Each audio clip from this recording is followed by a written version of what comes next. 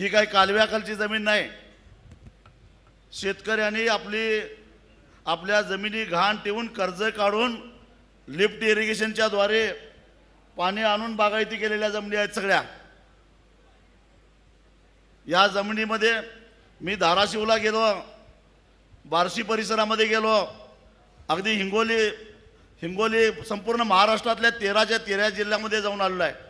अहो 20-20, 25-25 किलोमीटरवरनं पाणी आणून शेतकऱ्यांनी शेती जमीन ओलिताखाली आणलेली आहे आणि ती जमीन काढून घ्यायचा घाट त्यांनी घातलेला आहे. आणि आमच्यासारखे जेव्हा त्याला विरोध करतात त्यावेळी आम्हाला विकास विरोधी ठरवलं जातं, आम्हाला आंदोलनजीवी म्हटलं जातं. आम्ही कुठलाही काही निर्णय झाला तर त्याला विरोध करणारे माणसं आम्ही असं म्हणून आमची प्रतिमा तयार केली जाते. विरोध केला काय हो आम्ही? रत्नागिरी नागपूर हा जो रस्ता आहे आपल्याच जिल्ह्यातनं गेलेला आहे, त्याला आम्ही विरोध केला का? हा केला, काही अंशी केला, पण तो शेतकऱ्यांना मिळणाऱ्या मोबदल्या संदर्भात केला. रस्त्याला विरोध केलेला नव्हता. तो रस्ता आता नीट चालू आहे. त्यातही चोकाक ते अंकली हा जो 38 किलोमीटरचा भाग होता तिथं मोबदला एकदम कमी, म्हणजे कायद्याच्या दुरुस्तीनंतरचा मोबदला मिळणार होता.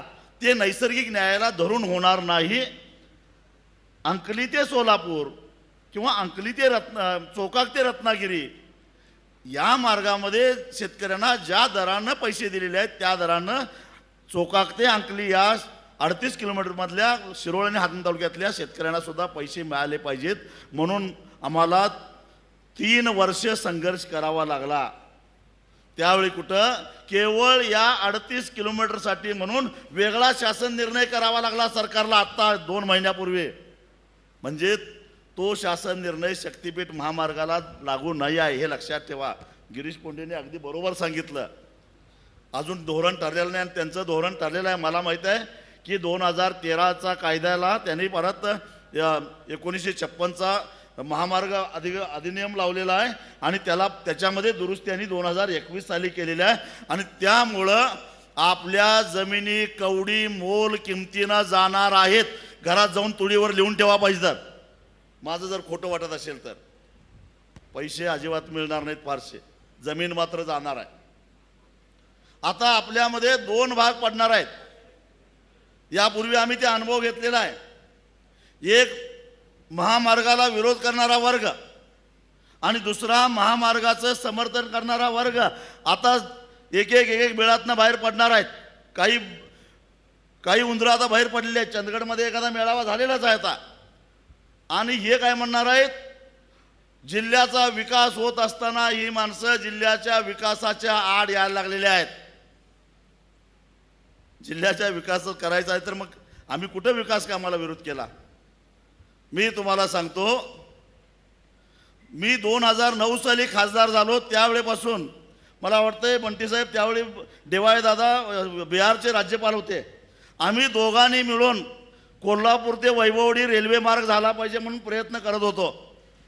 आणि त्यावेळी ममता दिदी रेल्वे मंत्री होत्या. त्यांच्याकडे जाऊन हेलपाटे घालून पहिला सर्वे मंजूर करून घेतला. मग बजेटमध्ये त्याला मंजुरी घेतली. त्याच्यानंतर सुरेश प्रभू आले, त्यांनी त्याला बजेट लावलं. तो रेल्वे अजून होत नाही. कोकणाला कोल्हापूरला जोडायचा असेल रेल्वे मार्गाने जोडा ना.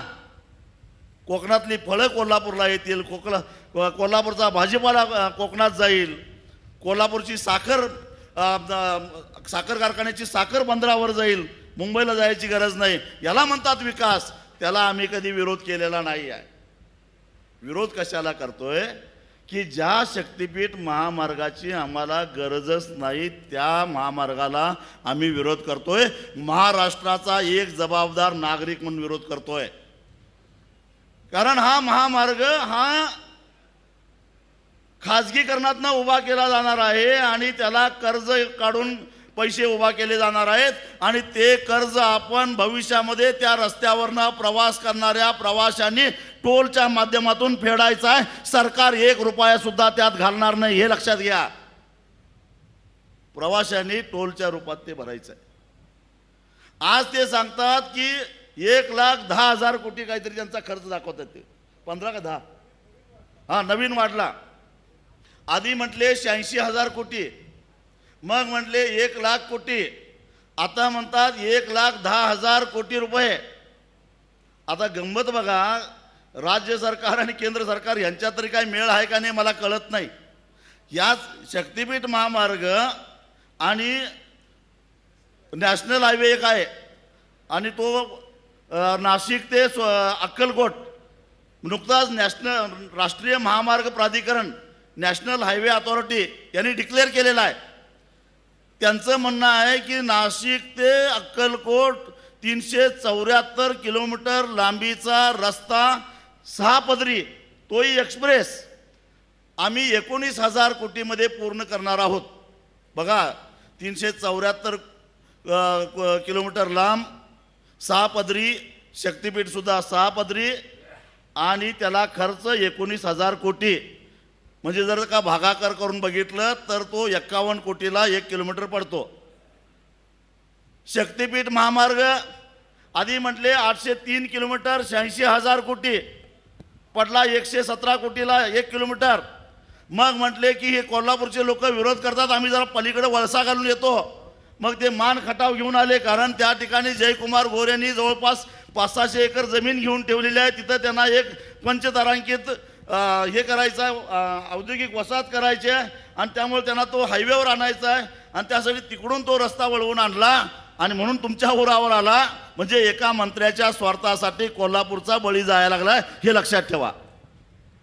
मग 86,000 कोटीचं झालं 1,00,000 कोटी.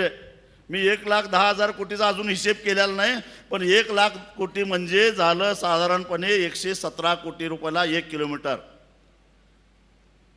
एक राज्य सरकारचं राज्य रस्ते विकास महामंडळ, जे महामंडळ 6 पदरी रस्ता 1 किलोमीटरसाठी 117 कोटी रुपयाला करतं. एक राष्ट्रीय महामार्ग प्राधिकरण, जे नाशिक ते अक्कलकोट हा रस्ता 6 पदरीच 1 किलोमीटरला खर्च करतं 51 कोटी रुपये. एका बाजूला 51 कोटी, एका बाजूला 117 कोटी. कशाला काय मिळ नाही. म्हणजे साधारणपणे जवळपास 55,000 ते 60,000 कोटी रुपयाचा ढपला पाडण्यासाठी हा महामार्ग आहे. हा तुमच्यासाठी नाहीच आहे, हे ध्यानात घ्या. 55,000 कोटी रुपये 2029च्या निवडणुकीसाठी त्यांना लागणार आहेत, आणि ते तुम्ही द्यायचं आहे. काही ॲडव्हान्स सुद्धा घेतलेत असं माझ्या कानावर आलेलं आहे. आता मगाशी मी म्हटलं की 2 वर्ग तयार होणार आहेत, एक समर्थन करणारा वर्ग आणि एक विरोध करणारा. आपण आहेच, कारण आपल्याला आपली जमीन वाचवायची आहे, आपल्याला आपला जिल्हा वाचवायचा आहे, आपल्याला जिल्ह्यातली साखर कारखानदारी वाचवायची आहे, आपल्याला आपल्या जिल्ह्यातल्या सर्वसामान्य जनतेची होणारी लूट वाचवायची आहे. म्हणून आपण त्याला विरोध करतोय.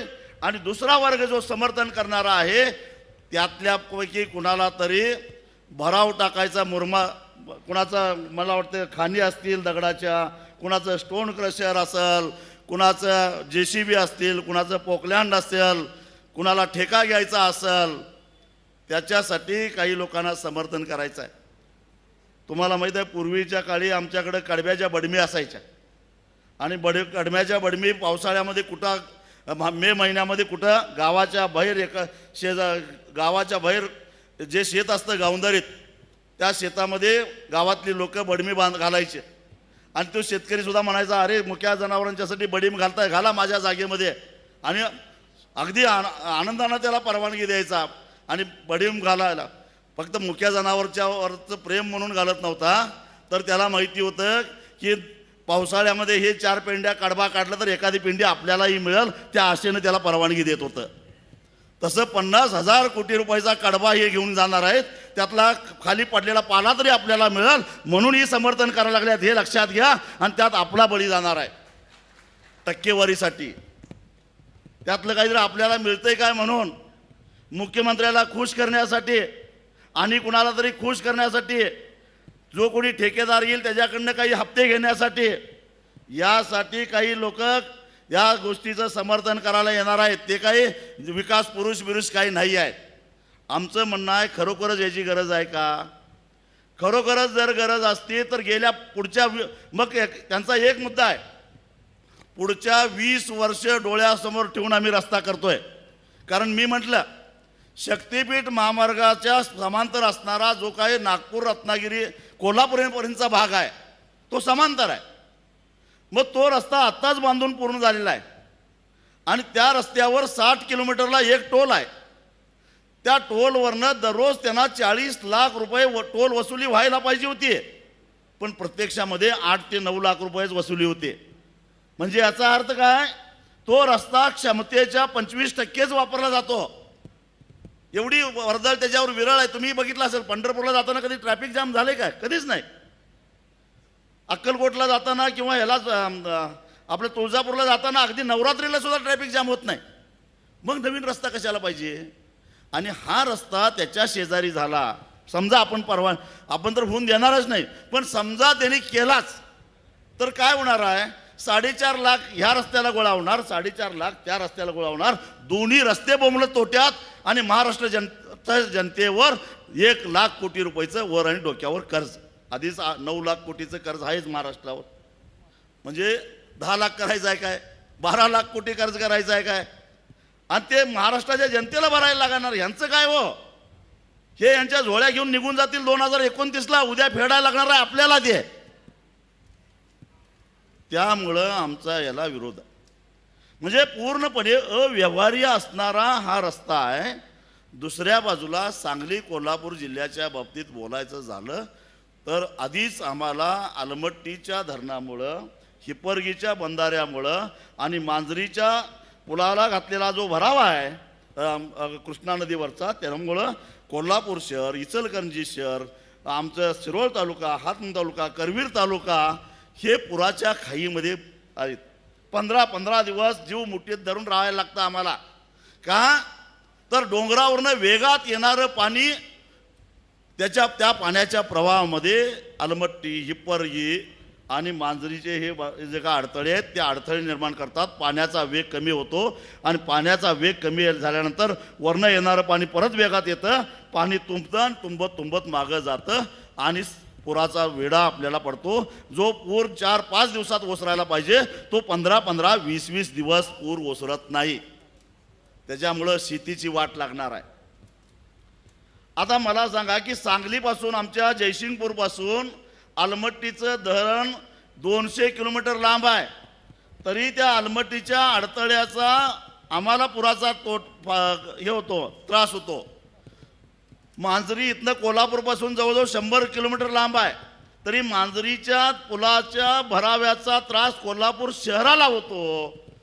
मग मला सांगा की हा सांगली जिल्ह्यातून येणारा शक्तिपीठ महामार्ग ऐतवड्यापासून वारणा नदीच्या काठावर भराव पडायला सुरुवात होणार, ते पार अगदी बहिरेवाडीपर्यंत भराव पडत येणार डोंगरासारखा. ऐतवडे ते बहिरेवाडी पन्हाळा तालुक्यातलं जवळजवळ 5.5 किलोमीटर लांबीचा वारणेच्या प्रवाहाच्या विरोधामध्ये प्रवाहाला अडथळा आणणारा जर का डोंगरासारखा भराव तयार झाला तर मग वारणा नदीच्या पश्चिमेला असणारी जी काही गावं आहेत, शिराळा तालुक्यातली आणि वाळवा तालुक्यातली आणि आपल्या पन्हाळा तालुक्यातली, यांची अवस्था काय होईल?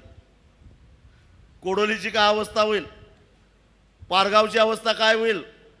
तिकडं सातव्याची अवस्था काय होईल? पार अगदी मलकापूरपर्यंत, कोकरूडपर्यंत हा पाण्याचा तुंब जाणार आहे वारणेवरचा. आणि इकडं केरलीपासून मला वाटतं शिरोली दुमालापर्यंत डोंगरासारखा भराव पडणार आहे 17 किलोमीटर लांबीचा. मी अंतर काढून बघितलं, केरली ते शिरोली दुमाला 17 किलोमीटर लांबीचा भरावा जर का डोंगरासारखा या पंचंगेच्या आणि मला वाटतं की भोगावतीच्या नदीच्या प्रवाहाच्या विरोधामध्ये असा डोंगर तयार झाला तर या पश्चिमेकडे असणारी जी काही गावं आहेत, मला वाटतंय चंद्रदीप नरकेंनी काय फुकाफुकी पाठिंबा दिलेला नाही. त्यांचा कारखानाच 20 दिवस पाण्यात राहील. हां, त्यांच्या गोडाऊनमध्ये पाणी शिरलं का साखरेच्या. काय करणार तुम्ही? शेतीचं काय होईल? अहो अशा पद्धतीनं पुराचा फार मोठा धोका कोल्हापूर जिल्ह्याला निर्माण व्हायला लागलेला आहे. बरं हे फक्त कोल्हापूरलाच नाही, तिकडे सांगली जिल्ह्यातही तसंच आहे. तिकडनं घोगावपासून कामेरीपर्यंत कृष्णा नदीच्या प्रवाहाच्या विरोधामध्ये 17 किलोमीटरचा भराव पडणार आहे. आणि त्यामुळं कराड शहर, पाटण शहर, कोयनेवरचं यांना पुराचा धोका निर्माण होणार आहे. म्हणजे पश्चिम महाराष्ट्राच्या पाठीमागं हा जो पुराचा धोका निर्माण झालेला आहे त्याच्यावर शिक्कामोर्तब करणारा हा रस्ता म्हणजे शक्तिपीठ महामार्ग.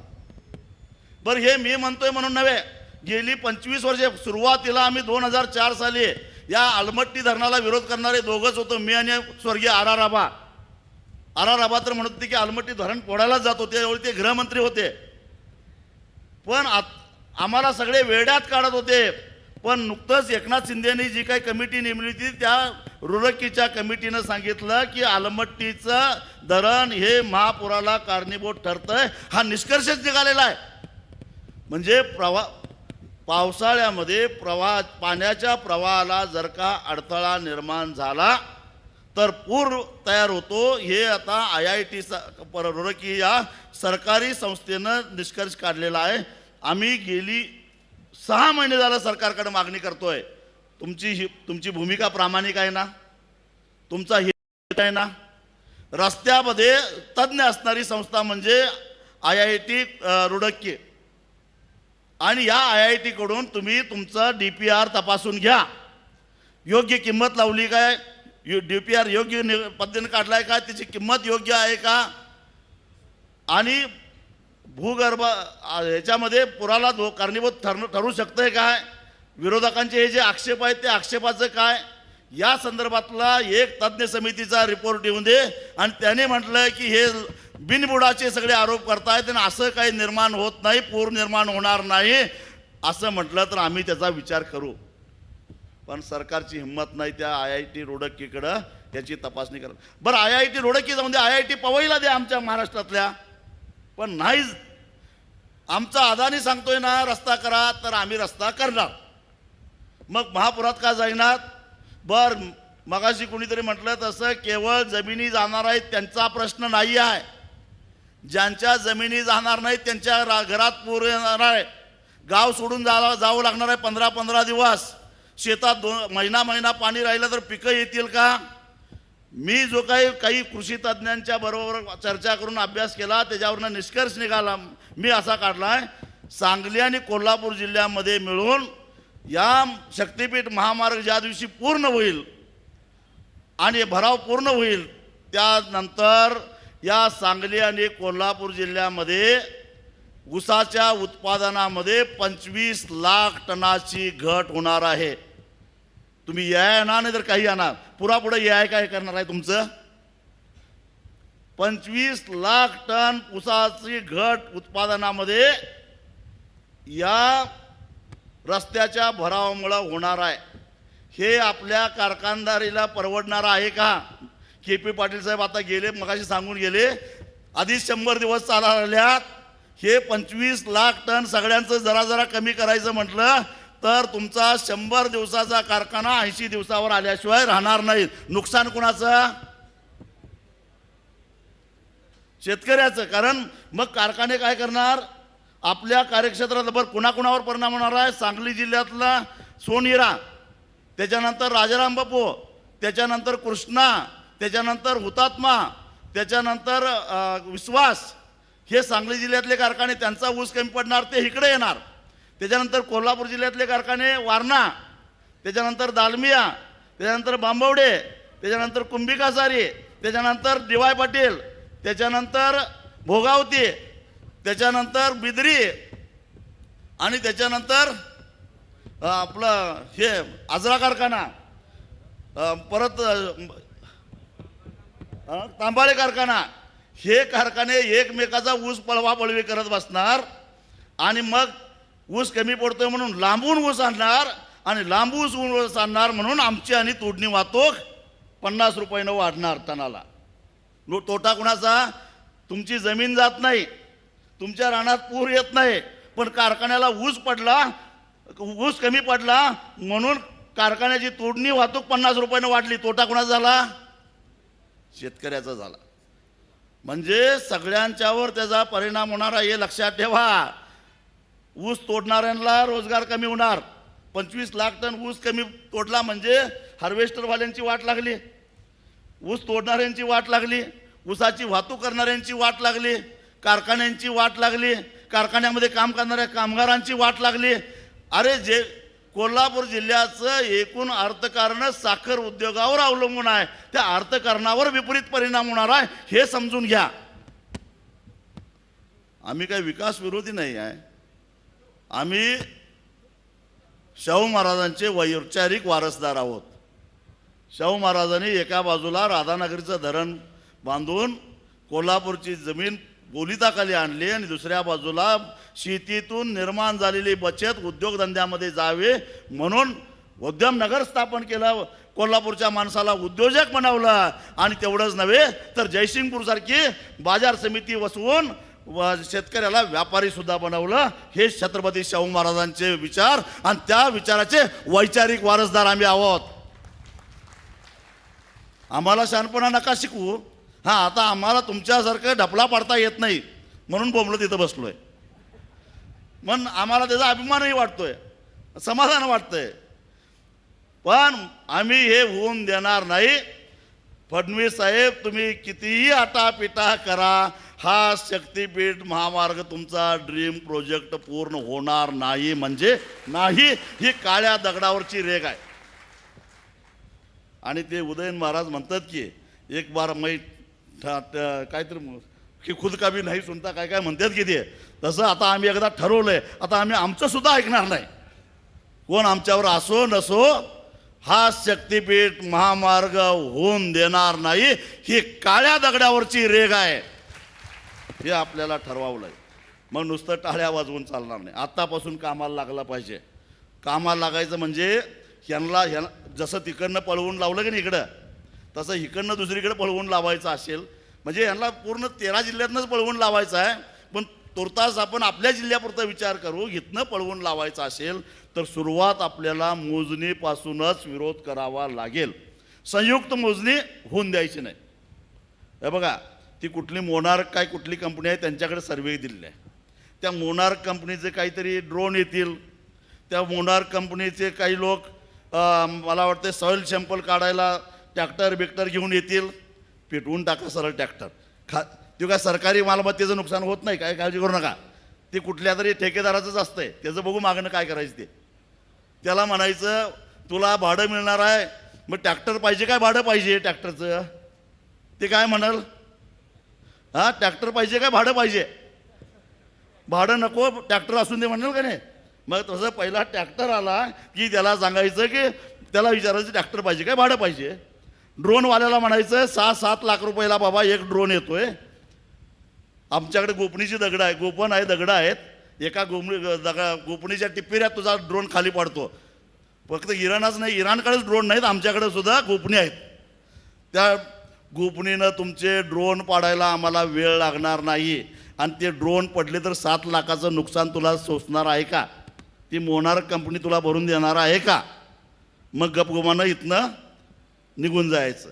म्हणजे ड्रोननं सर्वे होऊन द्यायचं नाही, सॉईल सॅम्पल काढून द्यायचं नाही. संयुक्त मोजणी करायला ग्रामपंचायत इथे आली तर पळवून लावायचं. कसं पळवून लावायचं ते मनोज पराकडे मगाशी सांगितलं. पाहुणचार कसा करायचा, असा पाहुणचार गावोगावी झाला पाहिजे. तुम्हाला जर वाटलं जरा ताकद कमी पडत्या, आम्हाला सगळ्यांना निरोप द्या, आम्ही सगळी येतो, परंतु हा पाहुणचार चांगल्या पद्धतीनं झाला पाहिजे. असा पाहुणचार झाला पाहिजे की पाहुणचार झालेला माणूस आयुष्यभर लक्षात ठेवला पाहिजे. तुम्ही आम्हाला अतिरेकी म्हणा नाहीतर नक्षलवादी म्हणा, काही फरक पडत नाही. पण अशाच पद्धतीनं तुम्हाला हे आंदोलन पुढं न्यायचं आहे. आणि मग संयुक्त मोजणी जोपर्यंत पूर्ण होत नाही तोपर्यंत DPR तयार होत नाही. आणि DPR जोपर्यंत तयार होत नाही तोपर्यंत हा प्रकल्प पुढं जात नाही. एकदा मोजणी झाली तर मग अडचणी येतात, हे लक्षात घ्या. त्यांनी काय केलंय तुम्हाला सांगतो. सगळं नियोजनबद्ध रीत्यानं चाललेलं आहे. त्यांनी हेरून या शक्तिपीठ महामार्ग रेटण्यासाठी अधिकारी आणून ठेवलेले आहेत आधीच. ते अधिकारी जोर जबरदस्ती करतील, त्यांना जोर जबरदस्तीला पण भीक घालायचं नाही, हे लक्षात ठेवा. हे जाणीवपूर्वक चाललेलं आहे. मी परवाच सांगलीला सांगितलं की जो वादग्रस्त पोलीस अधिकारी आहे, कोणतरी दोषी, ते दोषी कुठं, तिथं पहिल्यांदा जरांगे पाटलांचं आंदोलन मोडून काढायला, लाठीमार करायला तोच दोषी होता. नंतर साताऱ्याला तोच दोषी होता. आता दोषी आणून ठेवलाय सांगलीला, कारण त्यांना वाळव्यातनं शक्तिपीठ आणायचं आहे. तशी माणसं हुडकून त्यांनी आणून ठेवलेली आहेत. मी तुम्हाला सावध करून ठेवतोय. आणि म्हणून ही कुठलीही माणसं आणून द्यात, पण त्याला हे कोल्हापूर आहे त्यांना अजून माहीत नाही. आणि हे सगळं आपल्याला हाणून पाडायचं आहे. त्यासाठी पहिल्यांदा आता एक मेळावा झाला. मला वाटतं एक संयुक्त आपल्याला मोर्चा काढायचा आहे. तो मोर्चा काढायची तारीख काय असेल ते तुम्ही मला सांगा, सगळ्यांच्यावर चर्चा करा. एक आपण प्रचंड मोठा मोर्चा काढू जिल्हाधिकारी कार्यालयावर. आणि तो मोर्चा काढण्याच्या आधी गावोगावी आपल्या बैठका झाल्या पाहिजेत. एक सुद्धा माणूस सुटता कामा नये. ते विचारायचं, आता फाळणी झाली पाहिजे. इथं पार्ट्या दोनच, एक पार्टी शक्तिपीठ व्हायला पाहिजे म्हणणारी आणि एक पार्टी शक्तिपीठ नाही व्हायला पाहिजे म्हणणारी. आणि शक्तिपीठ नाही व्हायला पाहिजे म्हणणाऱ्यांचं बहुमत गावागावामध्ये झालं पाहिजे. तशी तयारी आपल्याला करायला पाहिजे. शक्तिपीठ व्हायला नाही पाहिजे म्हणणाऱ्यांची बाजू सत्याची आहे, न्यायाची आहे. आणि जिल्ह्याच्या बाजूनं जिल्ह्याचं अर्थकारण, जिल्ह्याचं समाजकारण, जिल्ह्याची शेती, जिल्ह्याची कारखानदारी वाचवण्यासाठी, जिल्ह्यातल्या गोरगरिबांना वाचवण्यासाठी शक्तिपीठ नाही झाली पाहिजे असं म्हणणाऱ्या पार्टीचं म्हणणं आहे. शक्तिपीठ झालं पाहिजे म्हणणाऱ्यांना कमिशन पाहिजे, पैसे पाहिजेत, खर्चाला पाहिजे, नेत्याला खुश करायचं आहे आणि मला काहीतरी मिळेल, हे शक्तिपीठ झालं पाहिजे म्हणणाऱ्यांची पार्टी. आता लोकांना म्हणावं निवड तुम्ही करा. मला सांगा की महापूर येतोय त्यावेळी सगळ्यात जास्त त्रास कुणाला होतोय? गावातल्या गरीब माणसाला. जो गरीब माणूस ज्याचं सिंगल घर असतं कौलाचं, सगळी भांडी कुंडी ट्रॅक्टरमध्ये भरून टेम्पोमध्ये भरून 15 दिवस गाव सोडून जायला लागतं. जो पैसेवाला असतो तो दुसऱ्या मजल्यावर तिसऱ्या मजल्यावर आपली भांडी कुंडी ठेवतोय, कुलूप घालतोय, पाहुण्याच्यात जाऊन राहतोय. पण गरिबांनी काय करायचं? म्हणून मी मगाशी म्हटलं की गरिबांच्या बाजूने उभा राहायचं असेल तर शक्तिपीठ महामार्गाला विरोधच करावा लागेल. एवढंच सांगतो आणि इथंच थांबतो. धन्यवाद.